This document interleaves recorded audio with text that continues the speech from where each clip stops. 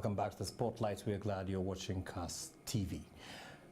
We're talking about the 8% VAT tax imposition that you are now bearing the brunt of. Of course, that was passed in Parliament the other day, and with me is Marubu Munyaka, who is a financial analyst, discussing with us the implications and what it really means going forward. Now, we spoke a lot about what the government could do in terms of public partnerships, in terms of, making sure that this tax actually goes to the right places, and of course, they don't take more loan. However, there are those that are saying that, we're not serious in terms of our financial tightening of our belts. That while we are talking about increase of tax and all these things, we still have a ballooning wage bill. We still have parastatals that are mirroring each other. We have positions in government that could really be scrapped. There are those that are even saying that the executive arm of government is too big, the parliamentary arm is too big, the judiciary circle is using too much money. What are your thoughts about that? Should we need to look at that too in terms of looking forward and making sure that we meet our obligations, our debt obligations to the countries that we borrowed from going forward? Well, Levi, the new constitution is an animal that we had to take it, brings the country to peace in perpetuity. And therefore, some of those areas that were clearly talked about having parliament that's already, expanded too much, too many members of parliament, talk about so many commissions, and so forth and so forth. It was necessary to have them, but if you look at it very critically, most of the money that's being spent on paying salaries too much. And again, we also made another mistake, again, expanding the executive again, by creating new positions of CSs, which are not absolutely necessary. We got a lot of commissions in this country, some of them which are actually redundant. We don't know what they are doing, seriously speaking. But if we used to have them with us, I don't think it's a major problem if we can control privilege of funds from the government. Privilege, stealing, for example, stealing, the theft, the corruption. That's the biggest end that we have at the moment, if you ask me my own opinion. If we can sort that one out, I think this country got enough capacity to absorb some of the salaries that we have. Yes, we can rationalize some of the areas. Parliament, I don't think you need a Senate. You can give that you are very small. Somebody gave us an example the other day. I got one state in California, in America, California. Yes. With a population of 60 million. With one governor. One governor, one senator. Yes. And one, few, representatives. And here we are talking about 43 million or 44 million. I don't know, for 7 senators, for 7 governors, 1,700 something. 777 representatives. Yes. And 349 MPs, yes. So we need to rationalize some of those costs. And again, you go to the county governments where the governors have been employing staff that we don't need. Instead of utilizing the staff or the counties that they took off from, they decided to bring new staff, creating what they call duplicated services and efforts in the counties, thereby exploiting or even expanding the salary bill. Yeah, because some money is set there, and some counties are doing up to 57%. Yes. In terms of wages. Which is very wrong, because the wages should not take more than 40% of the budget or the county government. Actually, it should be ideally 30%, or that maximum 40%. The rest should go to development expenditure. We have that problem. I don't know how we are going to sort that one out. They have to be disciplined. Is it a discussion you think worth having in terms of really looking at it and saying where are we? There are even people saying maybe we should relook at the constitution. Like you said, we wanted to pass a constitution, we passed it. And sometimes you wear a shoe, then you realize it pinches here. Is that where we are right now? I think we are, I think after 2010, you were supposed to have another conference, a workshop, to relook at the constitution, to see the weaknesses that require to be corrected, and the strengths of the current constitution. That conference or workshop has not been held. And I think it's high time that we held it. But we can rationalize the services and the infrastructure that's put into place immediately after we got the new constitution. We need to sit down and work on those. We don't do that. You keep on complaining year on and year off. You're getting nowhere. In the meantime, salary bills are still expanding. There's nothing you can do. But the economy is growing seriously. If the GDP is growing, I do not think that should be a major problem. As I see. Should the Mwananchi watching at home be worried in terms of how much they will spend next month, next year? Anybody should get worried, even your own company, like private business. Even you're doing our own projections for the next 5 years. We know that salaries should take 30 or 40%, not more than that. Because we see the tax, Yes. we see the 8%. Yeah. There is talk that's... And because of these expenditures, that is why the IMF suggested we introduce the VAT. Because they could see that we are not extending our tax base. Tax base remain the same. But not many people pay taxes, for example. And even if you talk about, say, let's take an example, the development fund that we have created, the development fund for housing. Why we are saying that we have to pay 1% from every employer and every employee, total 1%. We are only looking at the employees, but the private sector, Jokari artisans, private is the people who are also working, who are also running their own businesses. They like to own that part of the house, isn't it? But they have not been asked to contribute anything. That's our problem. We got the farmers who are also growing coffee and tea and what have you. Why can they also contribute something on these housing bills? So that we get a good kit. After all, you cannot grow as a country unless you grow your investment ratio to the GDP. And we know for us as a country to reach the newly nationalized nation status, our investment as a ratio of GDP should be at least 30%. And ideally, not 5%, like they did in Asian tigers.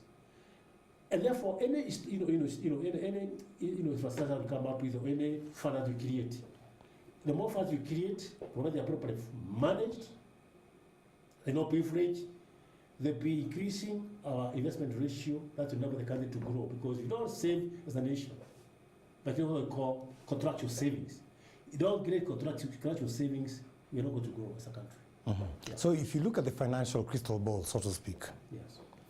what can you tell Mwananchi about the economy and where we will be 5 years from now, 2 years from now, 5 years from now, 1 year from now? You see, if you look, at our Vision 2030, it is very clear, and it's clearly stated that for us to achieve Vision 2030, the economy must grow at the rate of 10% per annum.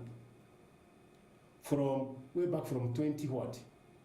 From 2008. Yes, but we haven't done that. We have not done that. We've never hit going 10%. down 5%, 4%.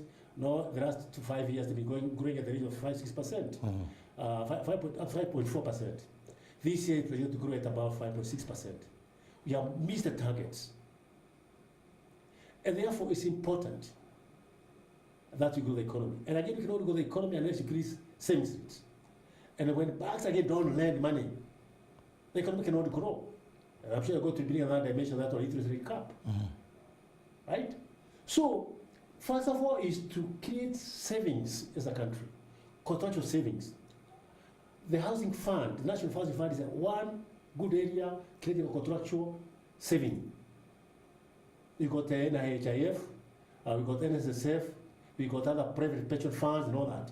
These are instruments for creating contractual savings, SACCOs, and so on and so on and so forth.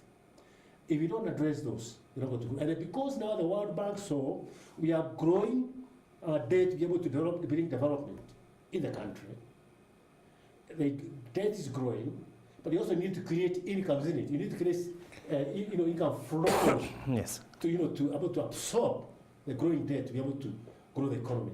And that's why they recommend that you have to have a VAT, because you didn't want to increase corporation tax again from high it is, from high it is today, that's 5%. Remember, it used to be 45%. Raise 40 to 90s to bring it down to 30 and 35%. So, because of lack of that, then you say, look, let us also introduce VAT. Because VAT was introduced in the 90s, when the government had come to a position whereby people could not pay corporate taxes because of avoiding it. You say, look, let us bring us a presumptive tax where nobody can avoid it. Right? That's how VAT came in the picture, because nobody can avoid that. Right? So, And that's why ideally MF brought it, because they said, look, you need to create an income level, income flow, to be able to mitigate expanding debt. Because you look at that debt now, our debt service ratio now, the country is not going to pay this year about 856 billion Kenya shillings, just servicing debt alone. The year before it was about 430, 450 billion Kenya shillings. Now it's double that amount. Where is that money going to come from if you don't create new tax revenues? Do you think we are overambitious in laying out the tax expectations? Because like you said, not everyone pays taxes, yet KRA comes out with an ambitious plan to generate taxes every year, and they fall short. And they not only fall short, we also have, they also create the same thing for businesses, the same thing happens. We are not meeting those targets that are set out. And one wonders, are we overly ambitious in our planning in terms of what we expect? Then we fall short, then we run into trouble with those that have... The bigger problem we find is the tax collection efficiency. The introduction of contraband goods in this country, contraband sugar, contraband that, and all that. And those goods come here, you don't pay taxes on them. Collusion between tax authorities and the Kenyans. A lot of money, revenue is lost in the production of those contraband goods. When they are destroyed, it's allowed to the government because no taxes were paid, because they never brought the right goods in the first instance. So that tax efficiency is one that the government is correct not to focus on. Because, and the Kenyans are given services, they are willing to pay taxes. Increasing taxes does not mean that Kenyans are going to pay taxes because they start avoiding it. But in the meantime, we have a problem to solve. And that's why this animal VAT, we cannot avoid it for the time being. Because that debt must be mitigated. I hear what you're saying. Yes. In your final thoughts, because we are out of time, what can you tell the Mwananchi going forward in terms of their responsibility? In terms of VAT bill? Yes. Now, what I can say is this. First of all, I know there's one problem you had already. The introduction of VAT 88%. If you look at the transport cost in Nairobi now, what people are paying fare, bus fare from one place to another, 80 shillings. That has been increased now to 100 shillings, because I was told that if you do it at 90 shillings, and then there's no change to give to the client. Okay, that's a cheeky way of putting it, because they're just getting away with the extra 10. But and yet that's not 8%. Yeah, so that's 25%. Yes. So the increase in VAT by 8% has caused a ripple effect on transport cost by 25%. I'm going to look at one transport, that is public transport in Nairobi. I'm not looking at the business sector transport costs. What goes out, COVID being ferry from Murang'a, Nairobi to Mombasa, or where tea coming from Kericho or then to Mombasa. You don't know how much extra cost is being put in place. Because when taxes are put in place, there's always a tendency for double taxation or double application of taxation by the private sector, and that's what causes inflation in the country. Because the introduction of VAT is going to create inflation. Okay, inflation will not be that much, maybe to about 2%, but that affects business. You look at the whole whatever. But on the other hand, also, if you look at certain areas, we already talk about VAT. The other taxes were introduced by the government. Look at the tax on cellular calls, the M-Pesa transactions. Yes, mobile money transfer, and of course the airtime. Yeah, where you looked at, say, 2016, where the M-Pesa transactions value was 15 billion shillings per day. You apply the extra tax because the tax that was introduced, what do you call that tax? It was raised from 10% to 12%. That extra 2% is creating about, per annum basis, on a monthly basis, is creating a tax of about 300 million shillings per month. So per year, that's per day.